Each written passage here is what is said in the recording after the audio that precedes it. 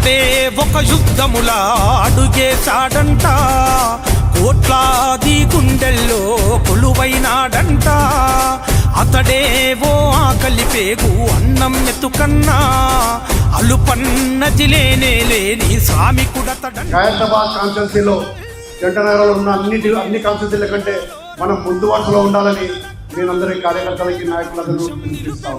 అంతేకాకుండా ఈ ఎస్ఐఆర్ కార్యక్రమం ఏదైతే ఉందో ఓటర్ ప్రక్షాళన చాలా ఇంపార్టెంట్ కార్యక్రమం. ఇది కూడా మనం బిఎల్ఓస్తో పాటు బిఎల్ఏస్ కూడా ఇంటింటికి వెళ్ళి ప్రచారం చేసి వాళ్ళకు ఇన్ఫర్మేషన్ తీసుకొని ఫామ్ 6 ద్వారా 18 సంవత్సరాలు నిండిన యువకుని మనం చేరుస్తూ, అలాగే చనిపోయిన వారిని ఫామ్ 7 ద్వారా డిలీషన్ చేస్తూ ఉంటాం.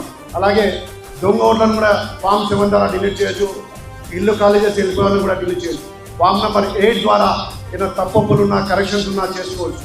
ఈ ఎస్ఐఆర్ కార్యక్రమం కూడా ఒక చక్కటి కార్యక్రమం. ప్రతి ఇంటికి మన బూత్ లెవెల్ ఆఫీసర్లు మన పిఎల్ఎస్ వెళ్తూ ఉంటారు కాబట్టి మన నాయకులు కార్యకర్తలు కూడా టైం ఇచ్చి ఇంటింటికి వెళ్ళి ఒక 5 నిమిషాలు రోజు మన కార్యకర్తలు 5 ఇంట్లకు పోయినట్టయితే మన బూత్ స్ట్రెంథన్ అవుతుంది. ఆ 5 నిమిషాలు ఏం చేయాలంటే ఈ చోర్ బట్టవాస్ 2023లో కాంగ్రెస్ ప్రభుత్వం ఇచ్చిన 6 గ్యారెంటీలు 420 హామీలు ఇచ్చి ఏ విధంగా ప్రజలని మోసం చేసి గద్దెనెక్కారో అది వివరించాలి, ప్రజలకు వివరించాల్సిన అవసరం ఎంతైనా ఉంది. పంచిన మనసు గల్లవాడు గడప గడపకు. మాజీ కార్పొరేటర్ తమ్ముడు మహేష్ యాదవ్ గారు. అర్థమైంది మొత్తం అర్థమైంది. 24 గంటల కరెంట్ ఎట్లయితే ఇచ్చినామో మళ్ళీ 2022లో తిరిగి వచ్చిన తర్వాత 24 గంటలు మంచినీళ్ళు ఇచ్చే బాధ్యత కూడా మనమే తీసుకుంటాం.